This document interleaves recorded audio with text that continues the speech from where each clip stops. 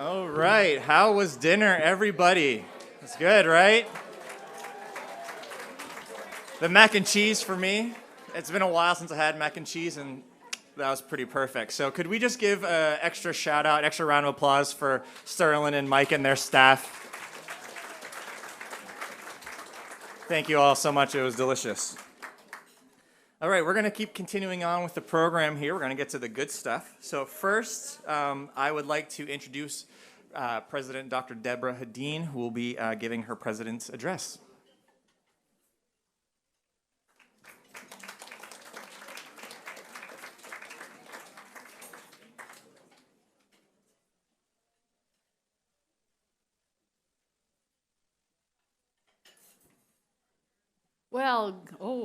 I'll back up a little bit. Well, good evening, everyone. We are so happy to have you all here back on campus for this special event. And obviously, you're having a good time, lots of chatter, good conversations, good food, good drinks. Makes for a very special evening. So, the Athletics Hall of Fame is an event that honors those who have performed and/or contributed in exceptional ways. These individuals are leaders who are passionate about athletics, determined and driven to help their teams win, and exemplify a mindset that is disciplined to practice and compete at consistently high levels. The 4 inductees this evening have made valuable contributions to the sport of athletics. They have won national championships and received recognition and awards during their athletic and professional careers. Athletics plays an important part of a student's experience while attending university. The University of Maine at Fort Kent is incredibly proud of these 4 individuals who will be inducted into the Athletics Hall of Fame this evening. Your legacy will live on at UMFK for making a difference, for pushing the boundaries and exceeding expectations, and for giving of yourself. We thank you and honor you. Thank you.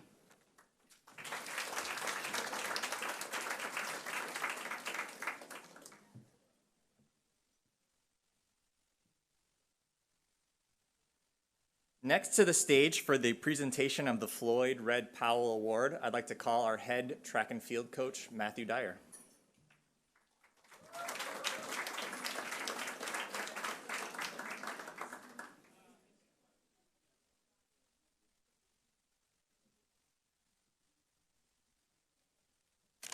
Good evening, everybody.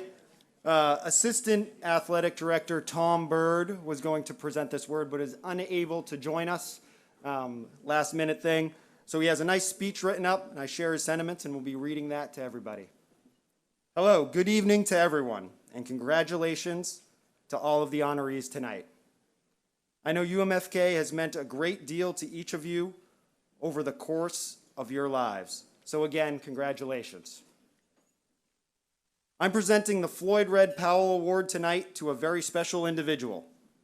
The Floyd Red Powell Award was established in 2014 and is awarded at each Hall of Fame ceremony, as Davis said, to an individual who has made a significant contribution to the development and/or enhancement of UMFK athletics and its student athletes for an extended period of time. When you hear someone say these things, and you've been around the athletic department for any part of the last 10 years, I think there is only one name who comes to mind instantly for many. This decision was the easiest one the committee has made in my 7 years here. Her willingness to always help in whatever is needed, her service to the gym itself, treating it as her second home in the sense of she wants the place spotless, scrubbing the windows, buffing and waxing her floors in the summer, but most importantly, her support of our coaches and student athletes is simply unwavering. She's the first person to ask how the teams did this weekend or how did the games go. She loves to watch when she can and lights up whenever she can talk about one of the athletes or teams to someone else who might not have known. She loves her USCAA national tournament programs as well and expects one to be brought to her after each appearance of our teams. But don't just think she's a custodian for UMFK Sports Center. Oh no, this woman was an athlete. We often joke with her while she stays until 11 p.m. every night or later that we're going to come in and catch her working on her jump shot in the gym one night. She likes to say she is good luck charm for a lot of different teams. She played basketball for Allagash for 2 seasons and was a state champ both times. She played softball also for 2 years, and they too went to the state tournament. She moved here to Fort Kent in 2008, and after working in healthcare for over 30 years, was looking for a change of pace and something different. So she applied for the custodial position here at the Sports Center and has since fallen in love with the place, and as I said, has treated it like her second home. The athletes and coaches alike couldn't ask for a better person and supporter of our athletic programs. We hope she sticks around for many more years to come and many more victories. It is with great honor that I present the 2020 Floyd Red Powell Award to Wilda Kelly.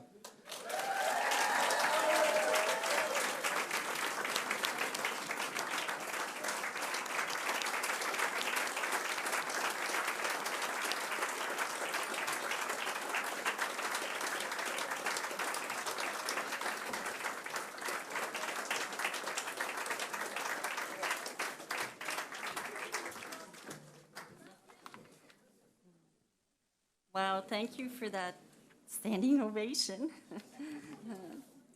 I want to thank everyone. I feel so honored to receive this award and to be here tonight with all of you. It has been my great pleasure to work with each and every one of the staff and students here at UMFK. As you all know, the gym is my building. It's my second home. And isn't it amazing with the new renovations that they've done? 11 years has certainly flown by. I have been fortunate to watch the students excel, move forward, and do great things with their lives. Congratulations to Bill, Jennifer, Jimmy, and Jarrett for being inducted in the Hall of Fame. This is well deserved. UMFK is lucky to have such a dedicated athletic department, coaches, and athletes. I am so proud to be a part of it all. Again, thank you.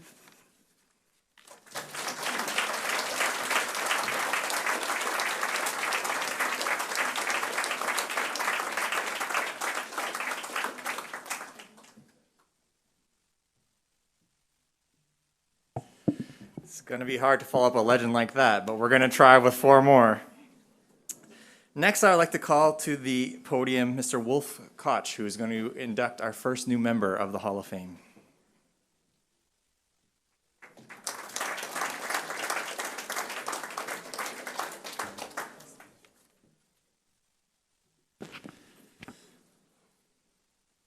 All right, everybody, let's get this party started. First of all, good evening to all Hall of Fame inductees, the Ashby family, distinguished guests, and Bengal Nation overall. It's my utmost honor to speak tonight on behalf of my great friend of 36 years, Bill Ashby, as a small part of this most excellent evening. You heard right, 36 years, and it did not start all too friendly for one of us on a rainy, gloomy Saturday afternoon in Machias, Maine. And I'm quoting one Larry Mahoney of the Bangor Daily News, who wrote the following article with this headline: Bengal men stop UMM by 3-2 count. It goes as follows: Jim McCluskey's goal of an assist from Wolf Koch, thank you very much, with 20 minutes left in the game, lifted the University of Maine at Fort Kent to a 3-2 men's college soccer win over the host University of Maine in Machias here Saturday. Dave Morrow added a goal and an assist, while Mike Slowick netted a goal. Jim McCluskey recorded also an assist. El Saucier recorded 14 saves on 25 shots on goal. For the Clippers, Bill Ashby netted a pair of goals with Max McLaughlin and Chaz Nicholas assisting. Andy Early made 12 saves on 18 shots. I bet you guys I'm 100% correct when I say that Bill Ashby, also known as Offsides Ashby, scored one of those goals illegally, and maybe two. That day was October 7, 1985, the first time I met player coach Bill Ashby, and the rest, 36 years, as they say, is history. Bill was a junior, I was a freshman, and he would eventually get into the world of coaching a few years ahead of me, but the only reason why is because he's older than me. We went our separate ways for a couple of years, but our friendship grew as we became colleagues into the Maine men's soccer college scene in the early 1990s. Bill was at Husson, and I started my career here at UMFK, and as fate would have it, UMFK played at the Husson Invitational to start the season that year. The Bengals were pitted against St. Joe's from Vermont in the first game, my first game as a head coach. The game went well. Bengals won 6-3 in overtime. However, we had a red card that caused me some discomfort, and I ended up tossing some metal chairs that were serving as benches into the draining ditch behind us. But hey, the Bengals won, and I was so excited. As I was going into the ditch after the game, taking the chairs out, up comes Bill Ashby. And in his typical dry down east approach, he said to me, "Hey, you ever hear Bobby Knight?" And before I could respond, Bill continued, "Well, you ain't him, bub." Trust me, that limited my excitement rather quickly, and that comment has stuck with me since. Moreover, he didn't even congratulate me on my first win as a head coach. But ultimately, a valuable lesson was taught to a young coach. You be who you are, be yourself, and don't be an idiot. Our mutual careers took us to other institutions of higher learning throughout the state. Maine Maritime for Bill, UMaine Machias for me. We competed against each other twice a year, yet our friendship grew stronger and stronger off the field. Bill brought me onto the State of Maine Olympic Development Program while he was the director of coaching for Maine. One of those ODP events was the team camp at UMaine in Orono. Making a long story short, I caught two guys smoking weed in their room after bed check. The distinct smell coming from their room, I pulled them out of their room, called Coach Ashby, and woke him up at home. Why was he at home that evening? We don't know.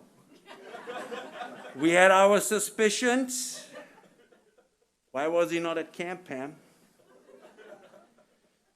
The question now was what to do with the dope boys. Call the parents at 1 a.m., having them come to Orono from the Portland area, wait until the morning. In true Ashby fashion, call the parents now. Tell them to get the boys and take them home. They'll be fired up, and those boys will never forget that lecture. Everybody knows that little chuckle at the end, a true Ashby trademark. Unfortunately, my coaching adventures concluded in Maine, and we moved on to Rapid City, South Dakota during this time. Bill had also revealed that his time at Maine Maritime could possibly be ending as well. But no matter what, we talked to each other and said we would stay in touch. Did we ever?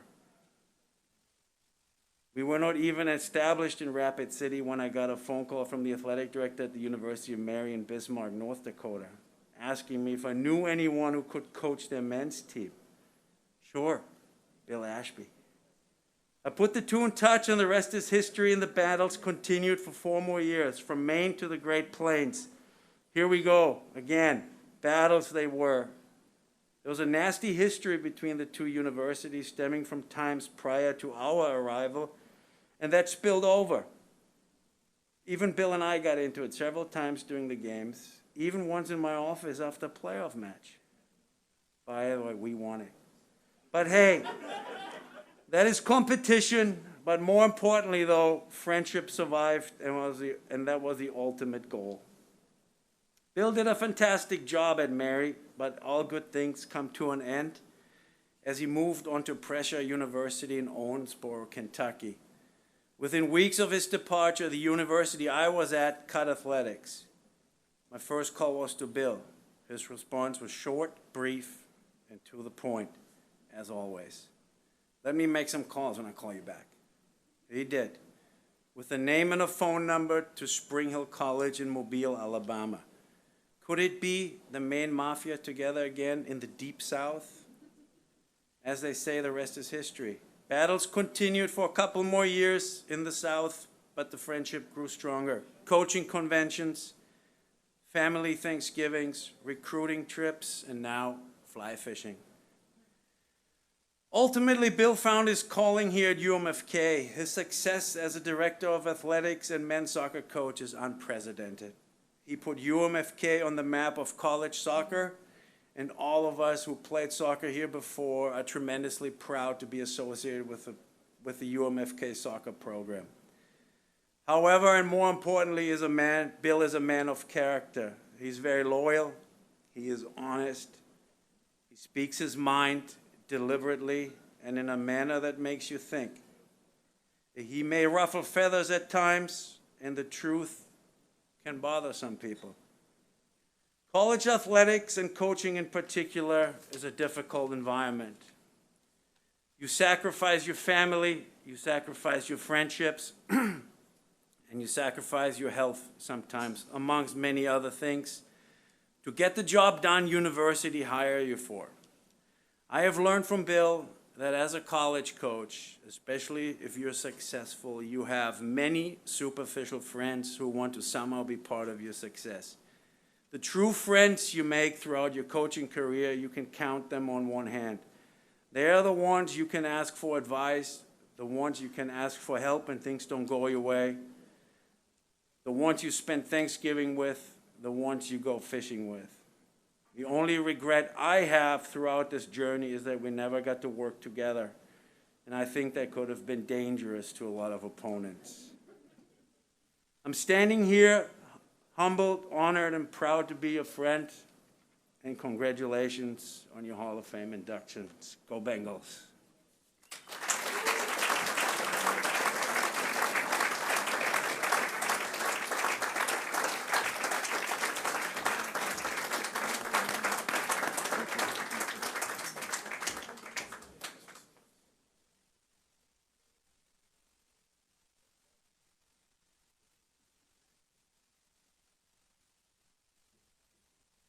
Don't worry, it's really large print.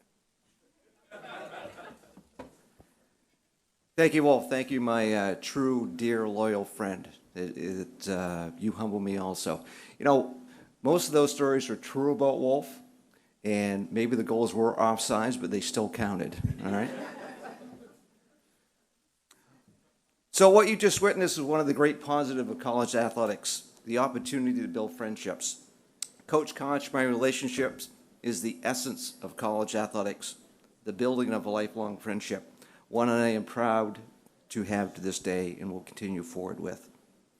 Congratulations to the Red Power Award recipient, Wilda Kelly, the surrogate mother of scores of student athletes at UMFK.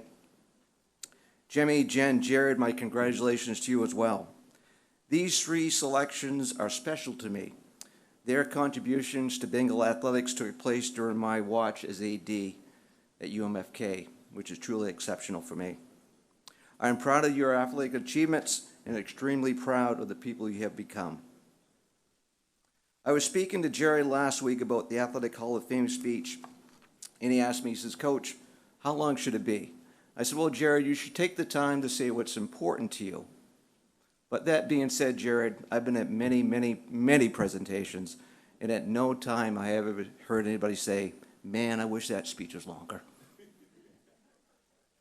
So with that in mind, I'm going to take about 12 minutes of your time. 1 minute for every year I served UMFK and as athletic director and head soccer coach. So go ahead and set your watches. Let's see what happens. So the first thing I must do tonight is acknowledge that I have been carried here on the shoulders of giants, delivered here to this altar of honor by the efforts and hard work and perseverance of others. Emlyn Jacoby, Damian Stone, Barrington Blake, Keith Williams, Donnie Sumala, Andre Anderson, Mike Charette, Jared Phillips, the 2008 men's soccer team, and the most successful coach in USCAA soccer history, Lucas Levesque. All Athletic Hall of Famers. They are UMFK athletic icons and legends without end. The fact that I am the beneficiary of efforts of others is not lost on me. There are not enough words to express the sincere appreciation for the Herculean efforts of hundreds of student athletes, coaches, and staff during my tenure at UMFK. I'm going to ask an old friend. Some of you know him, some of you don't. Some of you will have to explain who this guy is. But Mr. Rogers is going to tell you how I feel about my honor tonight. Oh, it's a beautiful night in this neighborhood. So many people have helped me to come to this night. Some of you are here, some are far away, some are even in heaven. All of us have special ones who have loved us into being. Would you just take, along with me, 10 seconds to think of the people who have helped you become who you are? Those who have cared about you and wanted what was best for you in life. 10 seconds of silence. I'll watch the time.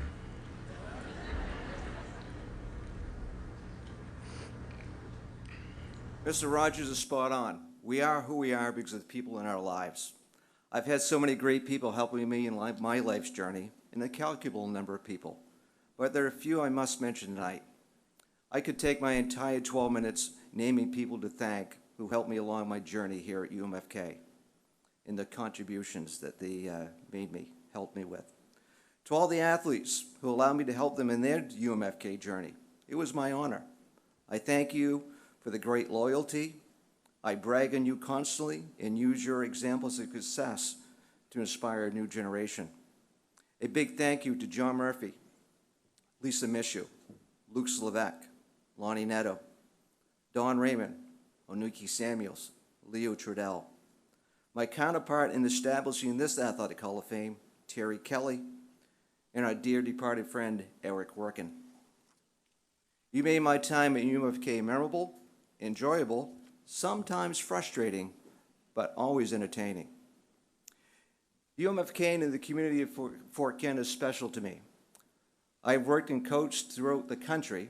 I've had great jobs at other schools, but there's just something special about UMFK and the community of Fort Kent, something that no other place has. The people, sporting events, the special moments in time, I will not soon forget. I'm going to speak to you from the perspective of a coach tonight.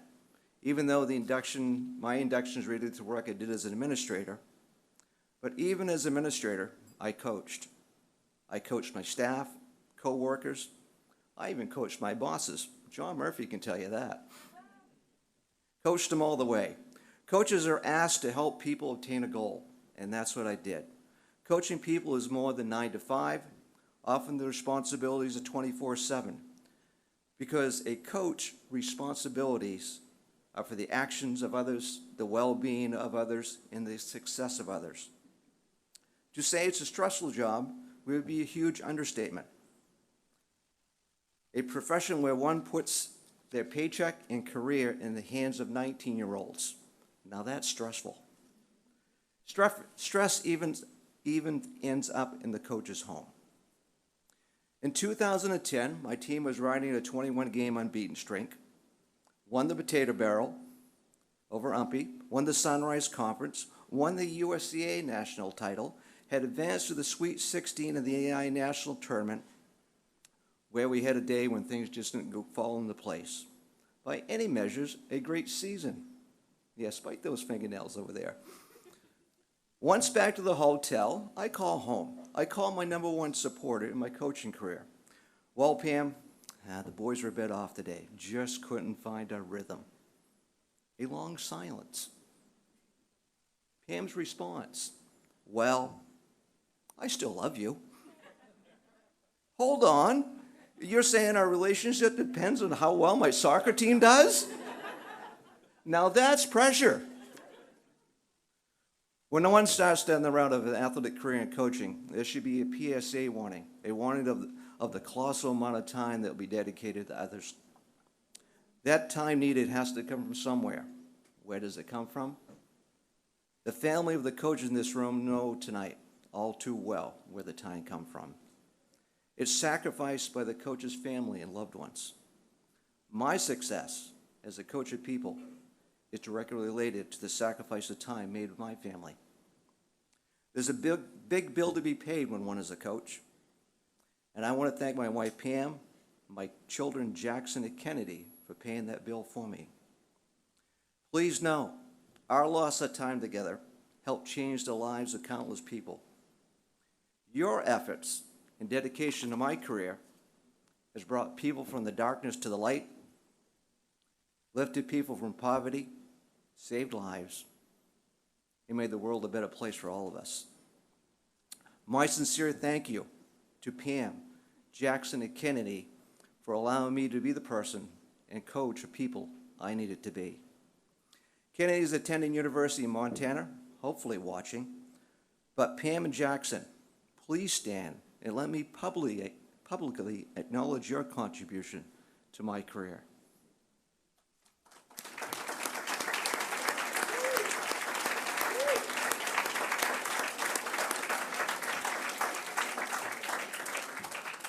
John Wooden once said, "The journey is always better than the ending." It took me a while to come to that, understand that as a coach, but once grasped, the profession of coaching became so much easier and more rewarding.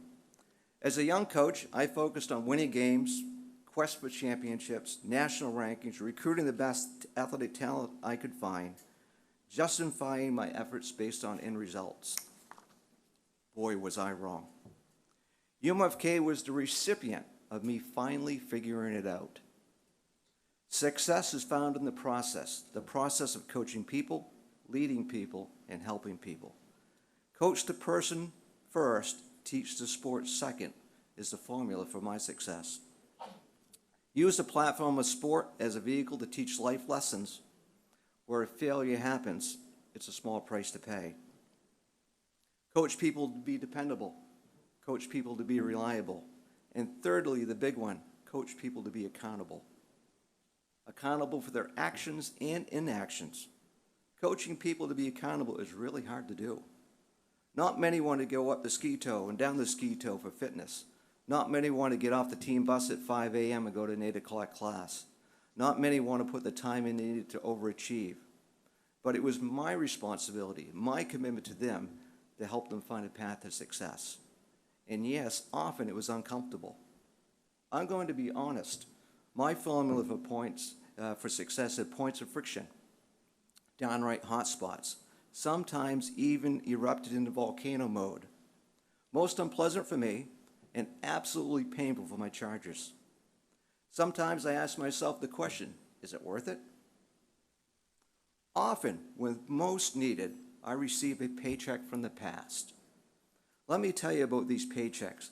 They come in the form of emails, texts, calls from past players. Frequently, these past players were ones I had hot spots with. Sometimes the paychecks come out of the blue years later. The latest paycheck I received was from a player I had at another university. We battled and battled about his lack of personal accountability. I was the rock he dashed himself upon on. Our coach-player relationship ended with him departing my program. Not too long ago, this player, who's now a middle-aged man, who is now a coach at a high-profile Division I school, sent me a note, which was followed by a phone call. During our conversation, he thanked me for being the mainstay of accountability for him. He was just sorry it took him 2 or 3 decades to come to understand. Hard lessons learned, but lessons he now passes on to his players. And this leads me to my final point I want to make tonight. Once one of my players, always one of my players. As I've told many of you before, my pledge to you, no matter how long the time is between visits or conversation, I will always be a resource for you. I will do all I can to help you in whatever your needs are. All you have to do is reach out. I know many of my former players are Manchester United supporters, Evans supporters, and even City supporters. But please know, I forgive you and I still love you. But Liverpool speaks best for me. As long as life lets me stand on the soccer pitch, you will never walk up alone. Thank you.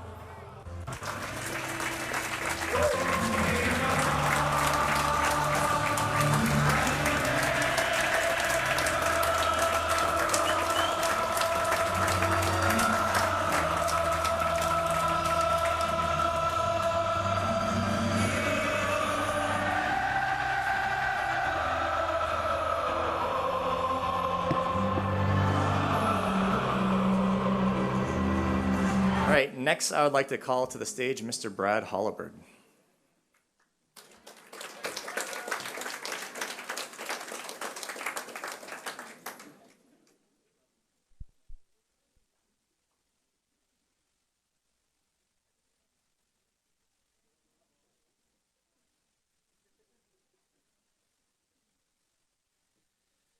Well, here we are. And I think my speech has changed 10 times since I've been here tonight. Just because seeing everybody, and I can remember, I'm here to introduce Jennifer Culpitz into this class of the Hall of Fame. Well-deserved, and of no surprise when I saw her as an inductee. I can remember seeing her on a piece of paper, wherever it was, being inducted, and thinking to myself, that's no surprise. And then when she asked me to do this speech, I immediately felt privileged and honored. And immediately said I would do it, of course. But I immediately thought to myself, how can I put 5 to 10 minutes into time in serving justice to Jen's time here at UMFK? I've learned that when you have a little lack of direction, point to Scripture. And I found, as I thought about it and pondered and prayed about it, in Proverbs 16:19 we read, "Better is to be of a humble spirit with the lowly than to divide the spoil with the proud." Those two words, humble spirit, is what, when I think of Jen Culpitz, that's what comes to mind. Jen is an individual. I was the athletic trainer here from 2010 to 2014. I cherish every moment of it. I take so many things away from my time here at UMFK. Coach Ashby giving me the opportunity to do that. UMFK giving me the opportunity to do that. And tonight we celebrate that. Tonight we remember that. And as I look around the room and I'm reminded of faces and those that I worked with, I just, it's almost like I got to end my speech because it just is such a powerful culture that's here at UMFK. And this is coming from an UMPI grad that played soccer that could actually record some wins against UMFK programs.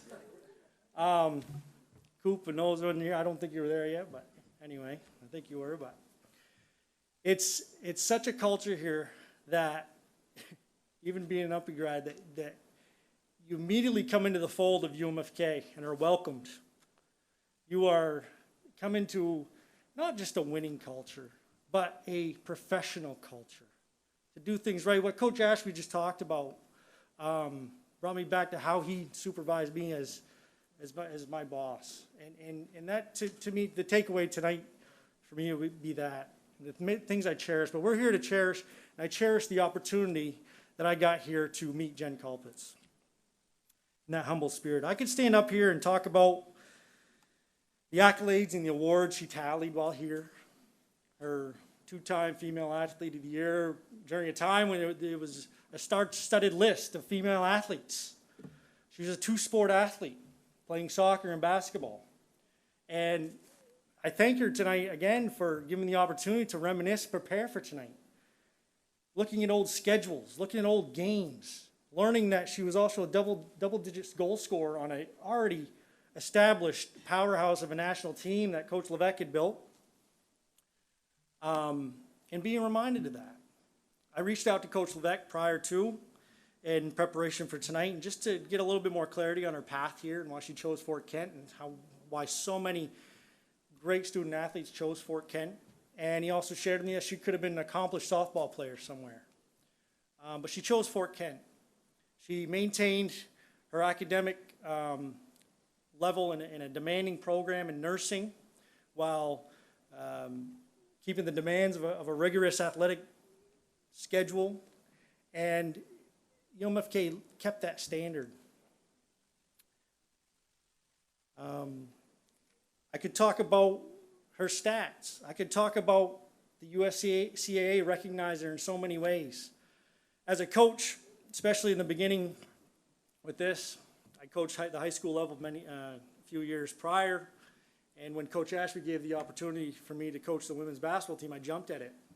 I thought to myself, great, I can coach college, don't have to worry about some certain dynamics at the high school level. What I wasn't prepared for was the certain dynamics that the college level brought. But Jen made it easy.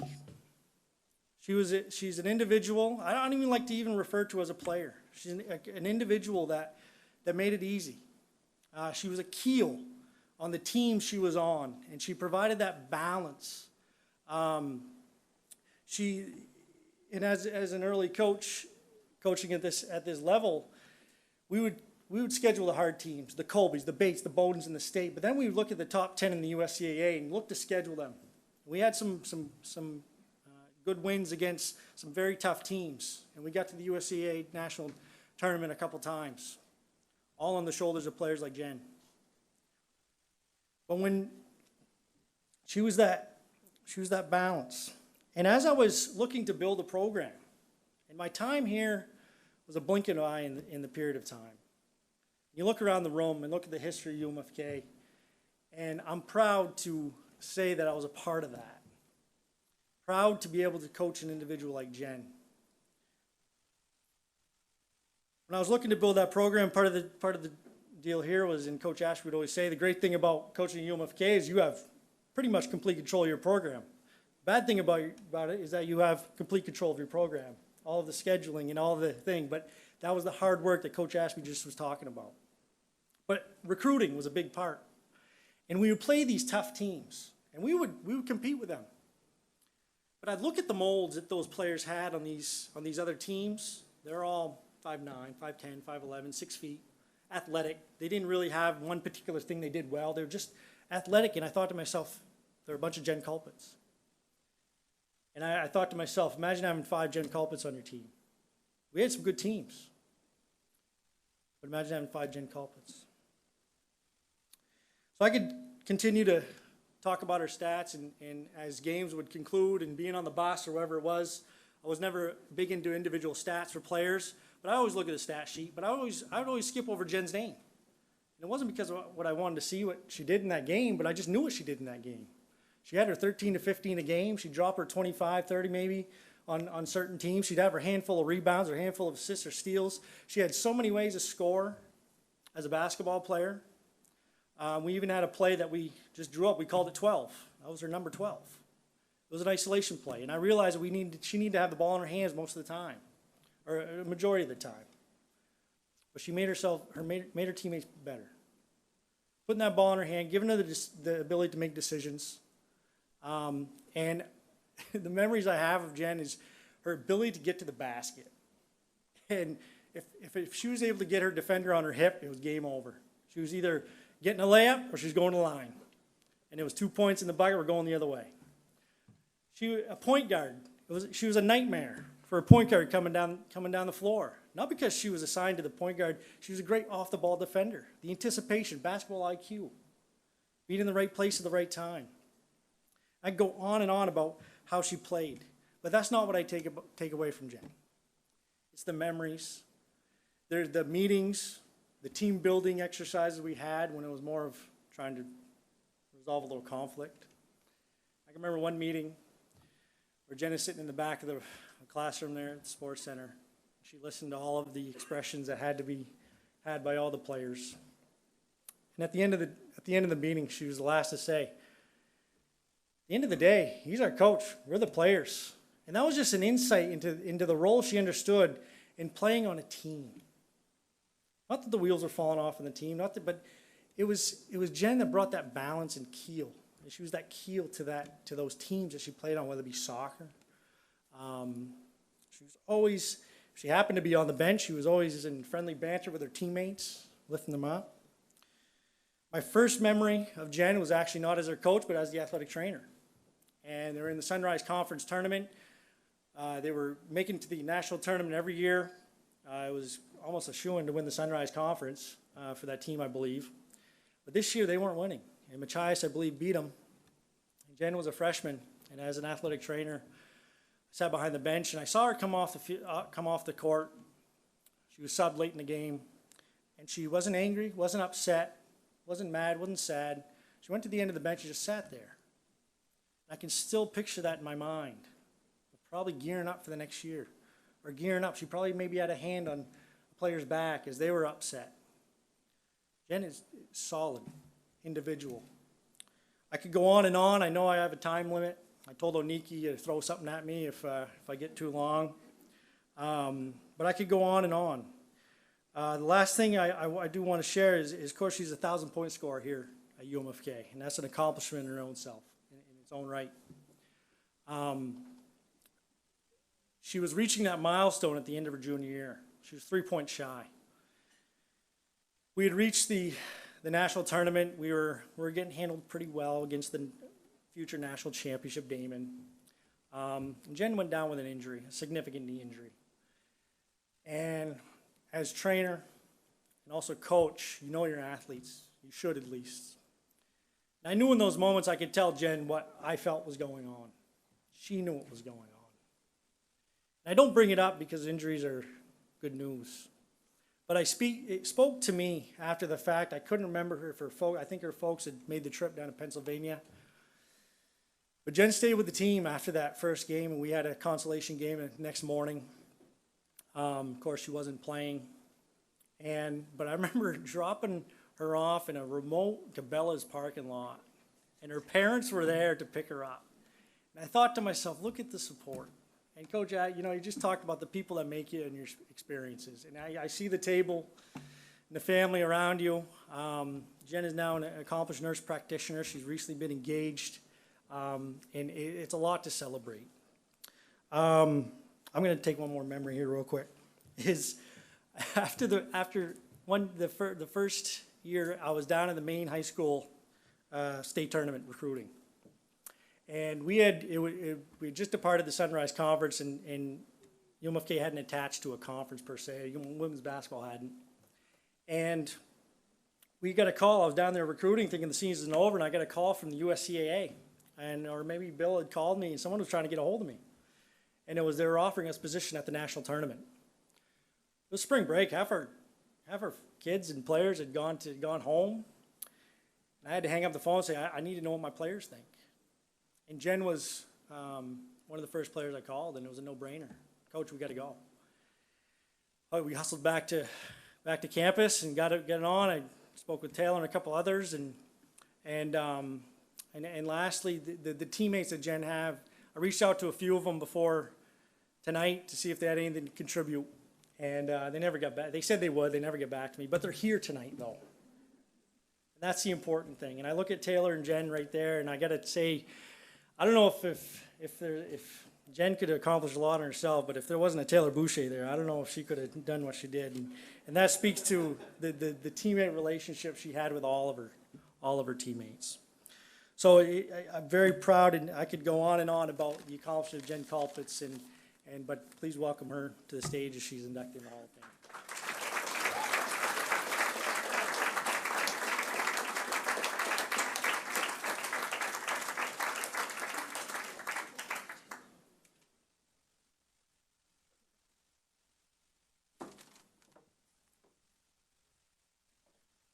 Thank you, Brad, for that speech. I want to start off by congratulating the other inductees today. I feel honored to be part of such a talented group. I want to thank the UMFK Athletics and Susan Tardy for putting on such a great event tonight for all of us. It seems like just yesterday, when I was a senior in high school, starting to decide where I was going to attend college. I remember I came home from school one day, and my mom told me I had gotten a phone call from a coach at UMFK. I think we both thought to ourselves, Fort Kent? Yeah, right. But she insisted that I call him back to hear what he had to offer. That was my first encounter with Lucas. He somehow got me to agree to come check out the campus, and my parents and I made the trip up north. None of us had been further north than Bangor. When I got to Fort Kent, I couldn't believe it. Little did I know I'd fall in love with the university in town, and it would hold a special place in my heart forever. One of my biggest accomplishments in school was scoring my 1,000 points. My junior year, we were at nationals, and I was 3 points away from scoring it when I tore my ACL. Unfortunately, that injury cheated me for my senior soccer season, but I was able to come back just in time for the start of basketball. And on our first home game of my senior year, my parents were able to make the trip up to Fort Kent and watch me score it. It's one of those moments in my life that I'll cherish forever. I want to take the time to thank some of the special people that played such an important role in my time here. I'll start off by thanking my coaches, Brad and Lucas. Thank you both for putting up with me over the years and being so supportive. You both made sports fun again for me, and that was something I definitely lost sight of in high school. So for that, I thank you. I want to thank all my teammates, especially all the ones who were able to make it tonight. It means more to me than you'll ever know. I never would have been able to accomplish any of this without any of you. I'm so fortunate that sports have brought such great memories and people in my life, and I'll cherish our friendships forever. I want to thank the Boucher family, Bert and Vicky. They opened up their house to me, and I lived with them my last 2 years of college. You both took me in and treated me like a second daughter, and I can't thank you both enough for that. It was so nice to have a home away from home. Taylor, thank you for being such a good roommate, teammate, and friend. You always knew how to show me a good time in Fort Kent, even if it was a night before a game. I'm so thankful for our friendship. I'd like to thank my fiance, Vince, for being so supportive of everything I do in life. I'm so glad you're able to make it tonight and experience everything Fort Kent has to offer. I want to thank my 2 older brothers, Brian, who's here, and Nate, who wasn't able to make it, but I know he's watching online. You two made me the athlete I am. You both gave me my competitive spirit and my hate-to-lose attitude. I'm so thankful for everything you both have taught me, on and off the field. I will always cherish our time growing up together, playing in the backyard or driveway, and me always trying to keep up with you two, even if it did end up me running into the house crying to Mom. You guys are both my biggest fans, and I'm so lucky to have you guys as my older brothers. And last but not least, my parents, Mom and Dad. You both sacrificed your entire life for my sports. All the way from when I was little, my mom would drive me to all my practices and games, no matter what time they were at or how far away they were, all year round. You guys made sure that I had new cleats and basketball shoes every season, and you never missed a game. You guys are my biggest cheerleaders in life in general, and you two made all of this possible for me. I thank you from the bottom of my heart, and I love you both so much. Thank you again for inducting me into the Hall of Fame. I feel so honored. Thank you all for coming out tonight, and congratulations again to the other inductees.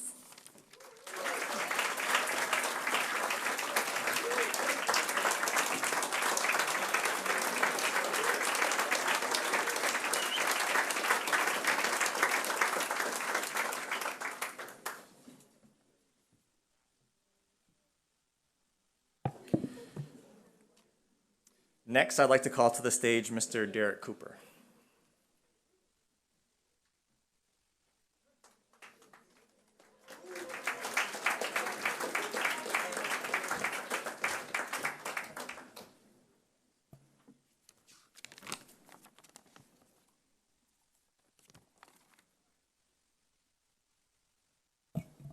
Thank you, everyone, for joining us today. I'd like to start by thanking the UMFK Hall of Fame Committee, the UMFK Sports Center staff, and Sedesco kitchen staff for making this special day a reality. Let's give them a round of applause real quick. Thank you. Congratulations to Coach Bill Ashby, Jared Phillips, Jennifer Colpitts, on being inducted into the UMFK Athletics Hall of Fame. I was fortunate enough to witness your greatness as well. Special congratulations to Wilda Kelly for receiving the Floyd Red Powell Award, and for her high school state champion, Lady Bobcats, getting inducted into the Maine Sports Hall of Fame. If you didn't know, Wilda was a baller back in the day.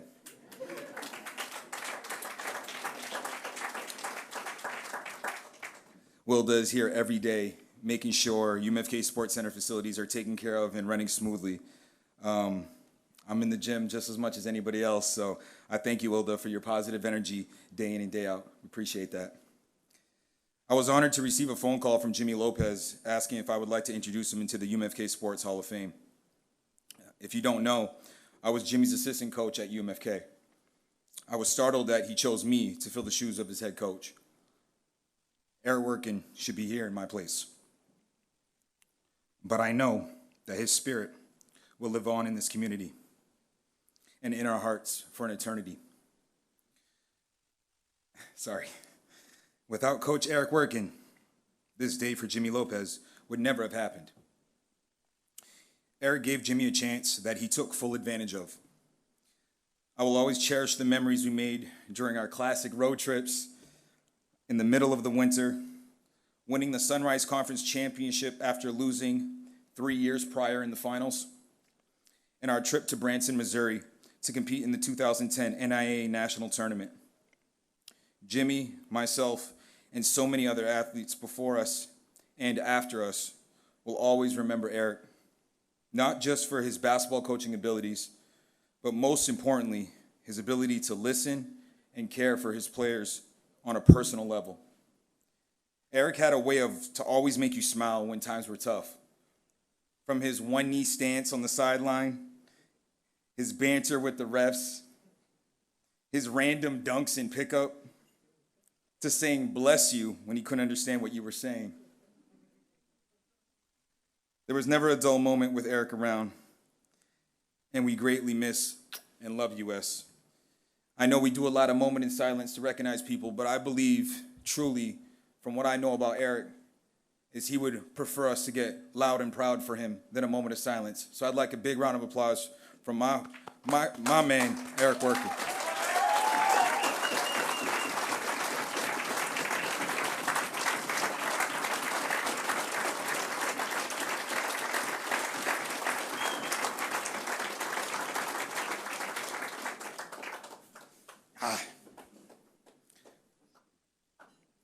It's not easy for me to shed tears, folks, everybody that knows me, so that just shows you how important it has been, and he has been to me. And I feel like having all these guys back just brings it back. So everything's happened so fast with COVID.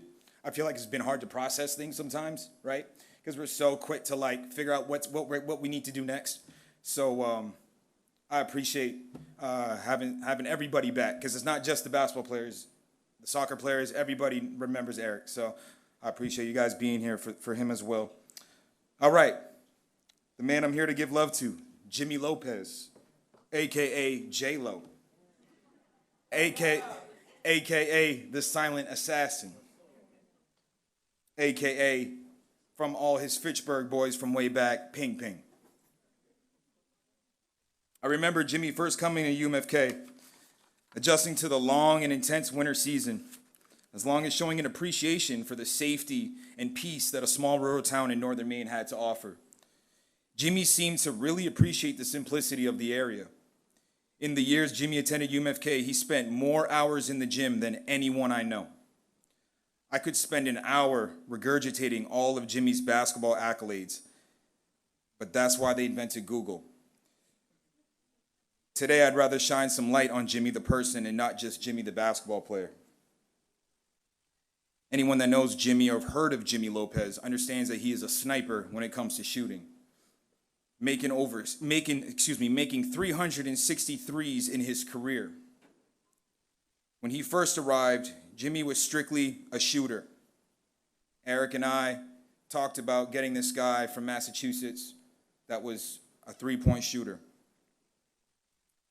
Through his years at UMFK, Jimmy was never satisfied with being a one-dimensional player, and he strived to improve all aspects of his game.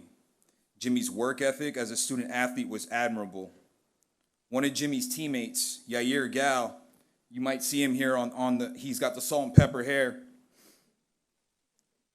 He wanted me to share a quote for you, Jimmy. He said, "Jimmy is the epitome of what confidence and trusting yourself can do. He's an example of how consistency can lead to success." Yair wanted me to thank you personally, Jimmy, for the many assists you were able to get him.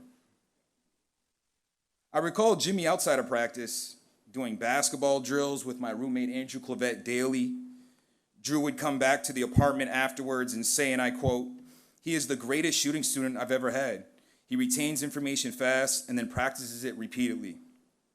Another coach of Jimmy's, Jeff Kinney, who wanted to be here but unfortunately couldn't be here today, he shared,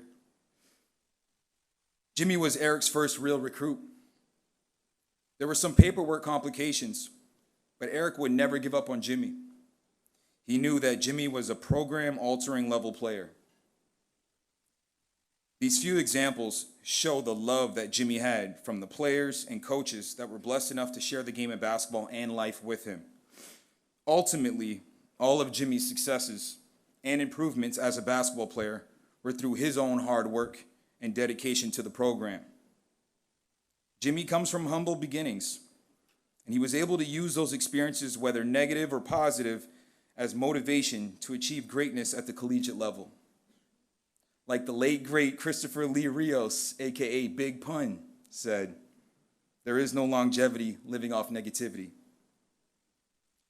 I witnessed immense growth in Jimmy every season as a baller and as a person. Jimmy was the most patient, focused, determined, and unselfish player I've ever coached. I always thought he could have shot more in some games, but he would always include his teammates in his dominance. He rarely complained about outcomes that would not go our way, and was always the first one back in the gym, trying to be better than he was the previous day. Many players that played with Jimmy would use Jimmy's work ethic as a blueprint to what they needed to do to get their game to the next level. Jimmy's life was basketball. He was a purist. There was nothing anyone was going to do to take that from him. To this day, I can guarantee that there's not a single day in Jimmy's life where he doesn't think of something basketball related. You can still witness this legend himself several years after he graduated from UMFK in the gym, sharing his knowledge of the game, and of course, still giving his opponents problems in pickup. Jimmy was not only a player that I coached, but also was an assistant coach for Eric working at UMFK, as well as my assistant coach at Fort Kent Community High School for several years. I'll never forget our winter nights, breaking down game film, watching NCAA and NBA games, and communicating the different intricate aspects of the game of basketball. I always knew that he had a great mind for the game, and he was never afraid to share it with others. Jimmy has this ability to connect and relay his knowledge with athletes of all ages. There are many great players that don't have the ability to share their knowledge. Jimmy was not one of those. Jimmy was a selfless athlete that inspired so many people from the elementary school all the way up to the collegiate level. No matter where Jimmy resides, his name still rings bells in this community to this day.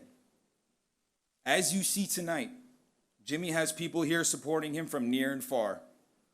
Teammates, friends, coaches traveling here from Texas, Michigan, Rhode Island, Massachusetts, etc. This support is not only because Jimmy was a phenomenal basketball player at UMFK, but more importantly, Jimmy has the ability to be real, genuine, authentic, and respectful to the people around him. If you ever have a chance to sit and talk to this humble man, you'll realize how wise and insightful he can be. Once again, I am honored to be standing here speaking on behalf of my player, coach, and friend. So proud of you, man. The man you become. And I can't wait to see what the future holds for you. Now, it wouldn't be right if I didn't say something to you in Spanish, Papa. It's just a little inside joke between Jimmy and I. Now, I apologize in advance to my Spanish-speaking folks. I've been confused many times for being Hispanic, but I am not. And I don't claim to speak Spanish. But here we go. Estoy muy feliz por ti, mi hermano. Gracias por permitirme ser su entrenador y amigo. No festejes demasiado con Henny con esta noche. Did you get that, Papa?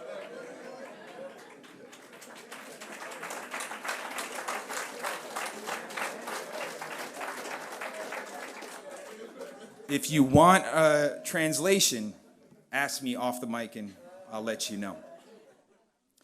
Now, anybody that knows me knows I've also been the voice of the Bengals for many years to come, so I think it's only good if I bring Jimmy up with a proper introduction. And now, starting at guard, 6'1", from Fitchburg, Massachusetts, Jimmy Jimbo Lopez.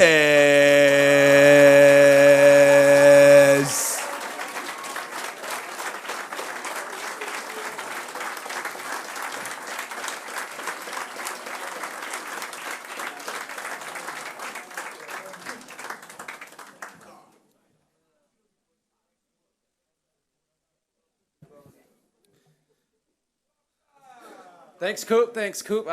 You might as well do my speech. No, but thank you for being here for me, and thank you for bringing me up on stage. I appreciate it. To everybody who came to support me on this special night, I thank you. First, I want to thank God, because without God, nothing's possible.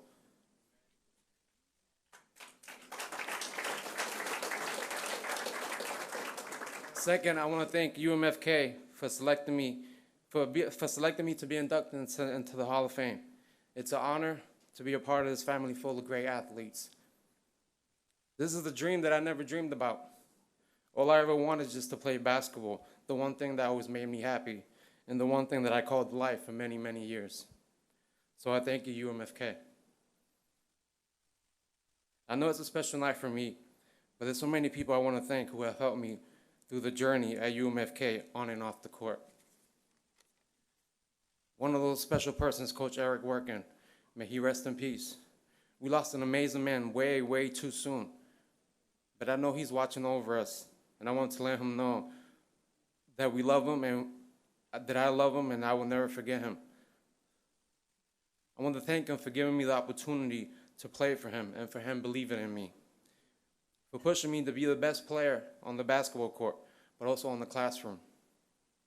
There's so many great memories between us that I will never forget. And we've been a part of too many wars on that basketball court. But I can truly say that he was one of a kind, and I'm honored to call him my coach and friend.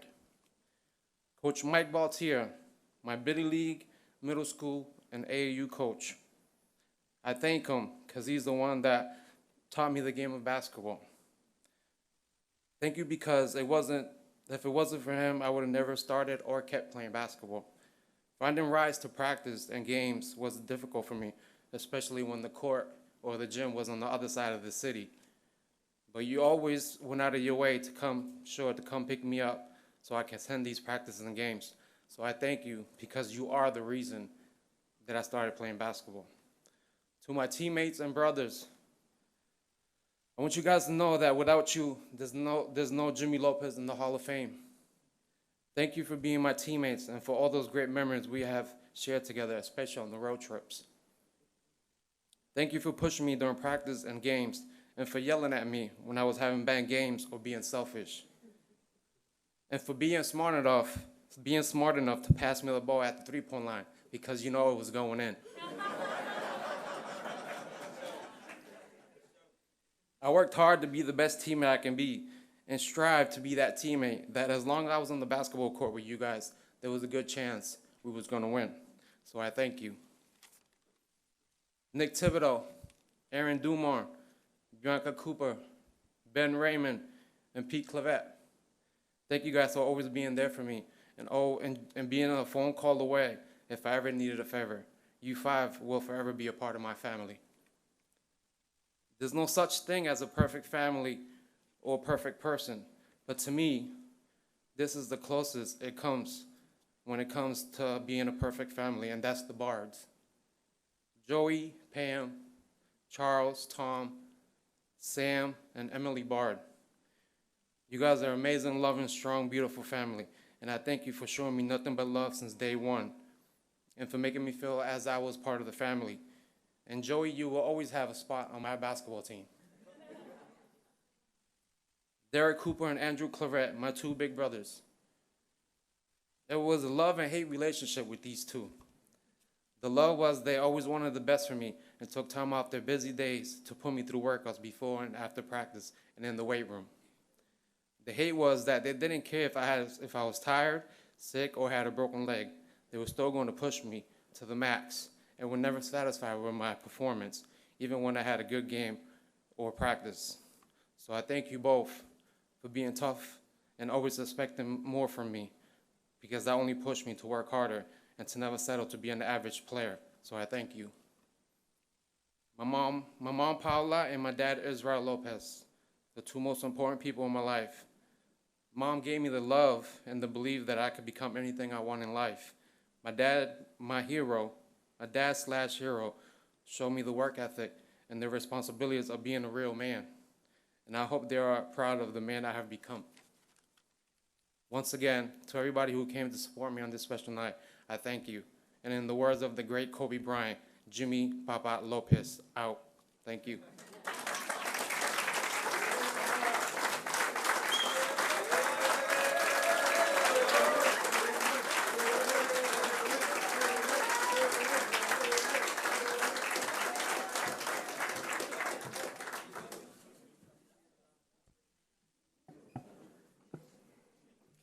And finally, I'd like to call to the stage again Coach Bill Ashby.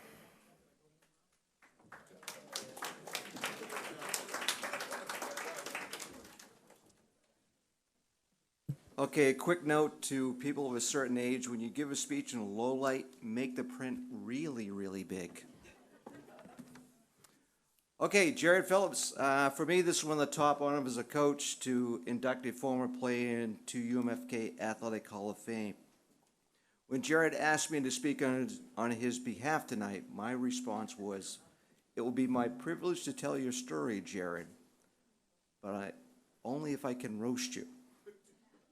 And Jared's response was, "Absolutely, Coach. I wouldn't expect anything less." So here we go, Jared. Hold on, my friend. So there are two specific reasons Jared has been chosen for this honor. His time at UMFK as a student athlete and his professional work after UMFK. Either time frame would make Jared worthy of this honor. Jared was part of my first group from South Africa I brought into UMFK. Emily Jacoby, the team captain at this time, came to me and said, "Coach, I know a kid back home who I think can play for us." Turns out this is one of the biggest understatements Emily ever told me. Not only could Jared play soccer for us, he put us on the UMFK soccer map. It still does to this day. Now, when I say Jared helped put UMFK in the national soccer map, that's precisely what I mean. Not the NAIA soccer map, not the USCA soccer map, or even the NCAA soccer map, but the national soccer map, where UMFK is mentioned in the same breath as high-profile soccer schools and major colleges. When it comes to good teams and good players, divisions of play are not needed. Jared makes this case perfectly clear for us at UMFK. For many reasons, but mainly for opening the doors of opportunity, it was always my goal to have all UMFK teams and student athletes play on a national level and countrywide. Jared was the beneficiary of this goal. Applying for his first professional job, he was interviewed by legendary soccer coach Zizmet of UCLA, Major League Soccer clubs LA Galaxy, Columbus Crew, and the Seattle Sounders, where Jared was selected for his first job, professional job by Coach Schmidt. As an icebreaker during Jared's interview, Coach Smith brings up the point that he'd seen Jared and his UMFK team play in the national tournament in California.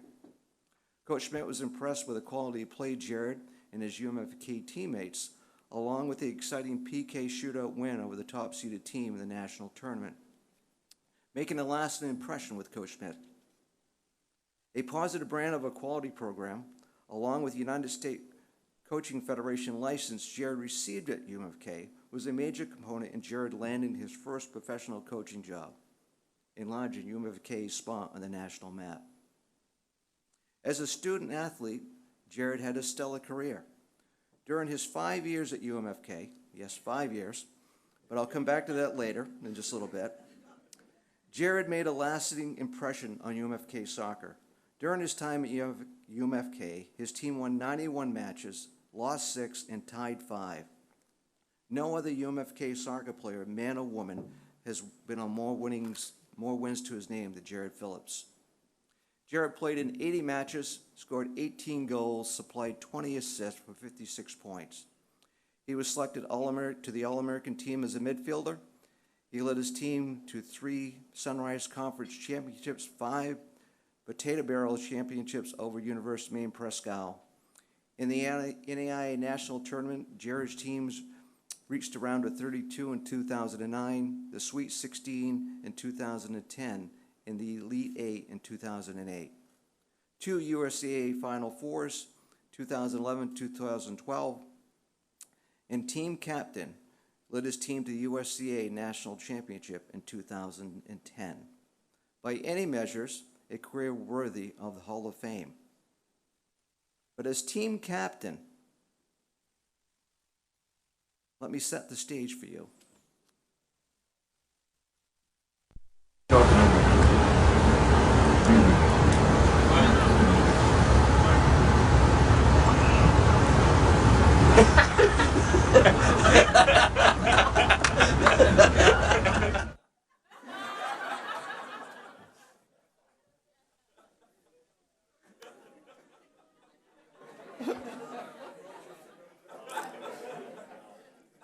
The old saying, a picture's worth 1,000 words, and it's undoubtedly true here.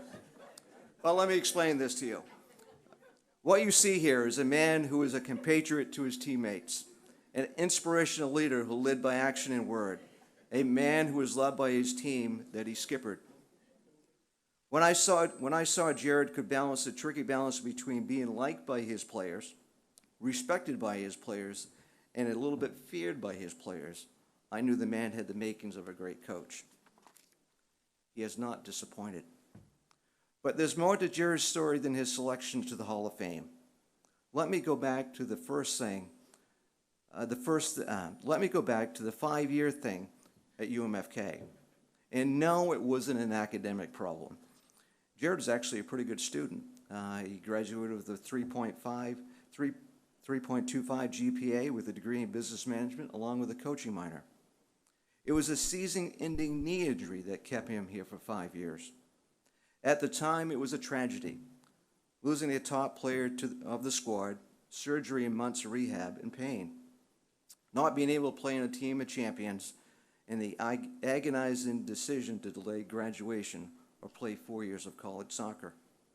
But it turned out to be a positive, defining moment. Opened another door of great opportunity for Jared. As Jared and I weighed the pros and cons of playing a 4th year or delaying graduation, it became clear the pros of playing a full college career outweighed. Time would prove this decision monumental. Never let a tragedy go to waste. Jared and I talked about his long-term goals. A career in business was secondary. Jared's true interest was in the field of exercise science and fitness. Jared and I decided we would put his coaching minor to practical use. During his year of rehab, Jared would assume coaching roles within the soccer program, where he would lead the team in fitness, strength, and agility, in conjunction with assisting me with the tactical and technical training of the team. This is the point where Jared distinguished himself as a leader of men and a man who had the tenets to be a professional coach. It was a pleasure to see him grow and define himself as a coach. The next step for Jared was to go to grad school and obtain a master's degree in kinesiology and exercise science. As fate would have it, the University of Mary in Bismarck, North Dakota, a school I once coached at, had a master's in exercise science. I reached out to the coach, who was a former player of mine, and inquired about a grant assistant for Jared. And they had one open. Earlier I said it was fate. I truly believe it was fate. Here's why. If Jared had given up his 4th year of eligibility, the grad school position would not have been available at Mary. Coach Koch was instrumental in me becoming the head coach at the University of Mary, which in turn led to the open door and opportunity for another Bengals soccer player decades later. Grad assistant position secured, I brought Jared into my office and told him, hey, I've got a position for you at the University of Mary. I've stuck my neck out for you, and I've put my reputation on the line with one of my former players who's now the head coach. I need you to stay focused, be a great student, and a great coach for Coach Cook. Yes, Coach, well, I will, I promise. All right, Jared, I got one more thing to explain to you. Mary has about 3,500 students, and 2,500 of them will be 5'10", blonde, athletic, beautiful Scandinavian women. Don't get distracted. I need you to stay focused. Yes, Coach, I will. At this time, I'd like to introduce Jared's wife. Please stand. From the University of Mary in Valley City, North Dakota, a 5'10", beautiful, athletic Scandinavian, Jen Phillips. Good job, Jared. Way to follow my advice. Jared's made his mark in the professional coaching world of Major League Soccer. The Seattle Sounders in 2014 and 15, Minnesota United 2016 to 2019, and now with Coach Bruce Arena in the New England Revolution. I told you Jared made his mark in professional soccer, which is not an opinion but fact, and here's why. Let me tell you a little about Jared's boss, Coach Bruce Arena. Coach Arena won 5 national championships as a college coach, 5 Major League Soccer championships, and was a 2-time coach of the men's national team for the USA. Let's just say the guy has experience in worldwide contacts. So who does Coach Arena call when he needs an exercise science coach? A man who has probably had the pick of anybody in the world? Well, he calls Jared Phillips of UMFK. Good coaches know the legs feed the wolf. And if you're going to be successful in professional soccer, you need a man who can train the wolf and keep the wolf healthy. Could there be a bigger mark of professional endorsement? I don't think so. Jared, men like you, men who chart their own course, men who meet the mark over and over again, men who shape and define their own destiny, defines the coach's passion. Thank you. Your teammates and I are so very proud of you. Ladies and gentlemen, would you please join me in welcoming Jared Phillips into the Athletic Hall of Fame in the University of Minnesota County.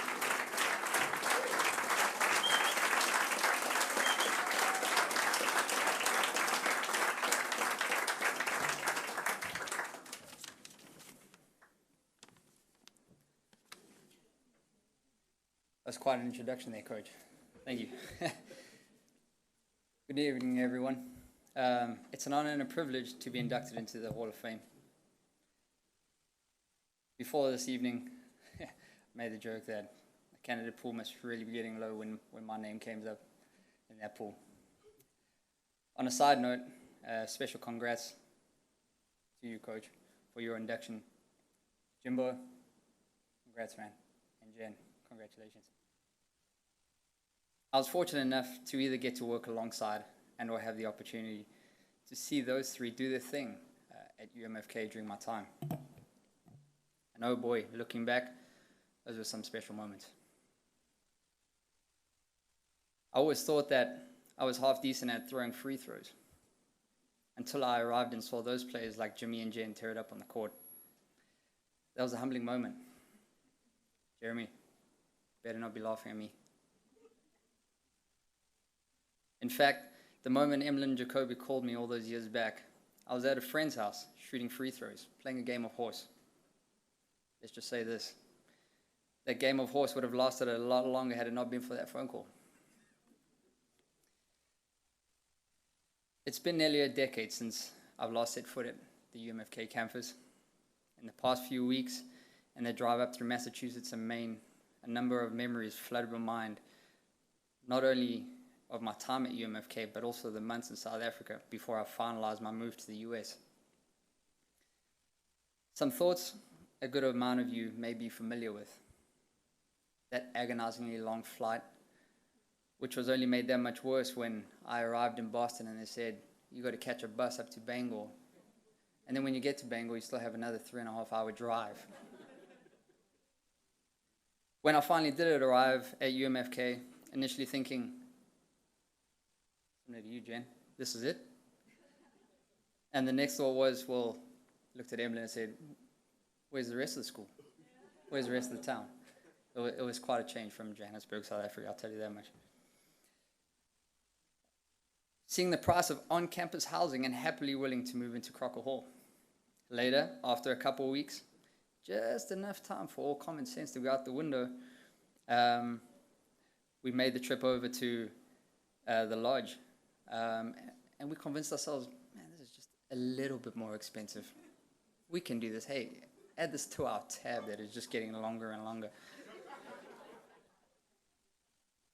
That Mountain Dew soda machine over there in the corner, oh my gosh, was that heaven. To this day, I don't even think that I've looked at a Mountain Dew. Along with that Subway on the corner, I don't think I've eaten Mountain Dew Mountain Dew and Subway since the day I've left. Getting back to 2008. 2008 was one of my most memorable and favorite years at UMFK. We had a terrific team. We gelled really fast as a group. We trained hard, and we played even harder. We studied hard-ish, and we partied hard. We also never partied till after 11 p.m., right, Coach? It's safe to say he was more aware of our shenanigans than he let on. Let's just leave it at that. Standing up here tonight wouldn't feel right if I didn't give a special mention to a number of my teammates that made my time at UMFK so memorable. Emlyn Jacoby, our 2008 and 2019 captain. Between him and Coach, they basically made all of this possible. My gratitude to those two span further than both of them can imagine. Spence Jacoby, another fellow South African who was a rock star at outside back in our early years. Before being converted to a successful center half, we were inseparable, and I owe a lot to him because he just brought home that much closer. Damian Papa Stone, the old man and the general of the group. He was truly the glue that kept many of us knuckleheads grounded, well grounded.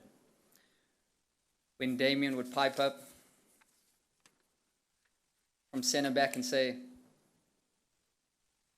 boys, we got to get our heads out of our asses, it typically led to a fairly immediate response from the group. Gio, an unbelievably talented goalkeeper. In fact, some say they're still looking for some of those soccer balls from his goal kicks out in the forest. Uru, Oniki, to this day I still wouldn't go into a 50-50 tackle with you, not even with a suit of armor. Uru, Alex, Jermaine, Shorty, and the rest of your staff. You're doing some amazing work out here with your players. They may or may not realize it, but one day they'll understand and appreciate what kind of opportunity they had when they suited up for you to play and study at UMFK. Barry, between Barry, Oniki, Damien, and Spence at the back, I'd be hard-pressed to find a better back line in those years. Those four NGOs sure did bail us out of many situations. Wally Stewart, there are many talented players that have come through UMFK, and I would rank Wally up there with some of the best of them, hands down. The toughest part about college soccer that we all know is that after 4 years, your time is up. He's one of those guys you would have liked to see get given time at a higher level. Westy, there you are at the back. Your pants may have gotten a little tighter over the years, my friend.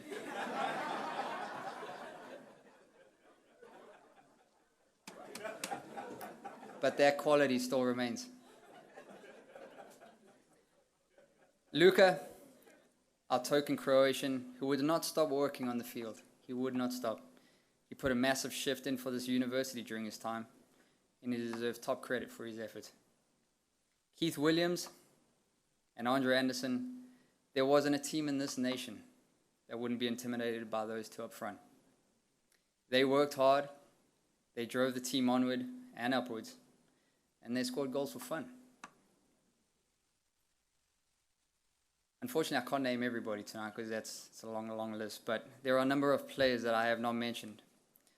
They have certainly not been forgotten. In years to come, I had the privilege of seeing the younger players like Ben Clovers, Kennard Brown, flourish. From my short and brief conversations with some of the past players, I am well aware that there have been many talented players take the field for UMFK. Some highlights of 2008, climbing the rankings of the NAR National Coaches Poll. Was it around the top 5, top 6, top 7? We were up there, yeah. Winning the conference title, making playoffs, winning our round of 32 in absolutely frigid temperatures. I've played in some cold, and the boys have played in some cold temperatures over the years, and still to this day, I don't think anything compares to what you've seen over there. Getting to experience California for the first time in my first national tournament. Competing and winning our Sweet 16 game in Fresno, only to come up short against a very good Rio Grande squad, as we were shorthanded in the Elite Eight. I could stand up here all night and mumble on about this one and that one, and how good things were back then. I'll save you all the pain. As I begin to wrap up, I can't help but think about how much soccer has served as a vehicle through life. I think many of you, whether it's basketball or soccer, have something similar to say about it. Ashby once told me, along with many other things. In fact, sometimes I wondered if you're in your office planning training sessions or looking up profound quotes. Anyways, he would say, UMFK may not be the best place you want to be, but it can certainly serve as a platform to get you a lot closer. To all the people that made this evening what it is, and to those who came up from far and wide to offer up your support this evening, thank you. I would like to thank my beautiful wife, Jen, such an incredible mom to Finn, for being incredible through our entire journey. My family and friends in South Africa and North Dakota who are watching now, I'll get you up to Northern Maine one day. And finally, as I wrap up, best of luck to the men and women athletes at UMFK this year. I hope you have an incredible season and continue to raise that bar of athletics at this university. Thank you.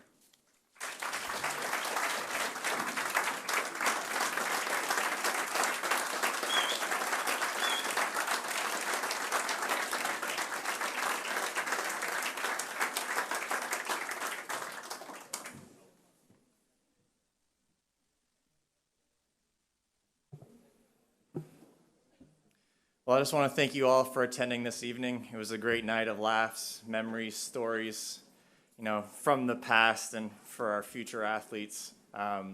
Like we said earlier, UMFK athletics is a huge part of many of our lives. Like Coach said, I think many of us in this room wouldn't be the people we are today without UMFK and this family that we have from all over the world. So I just want to say thank you all again. Continue to give your support. Share the UMFK name, share the UMFK love wherever you all may go after this. And I hope you all have a great evening.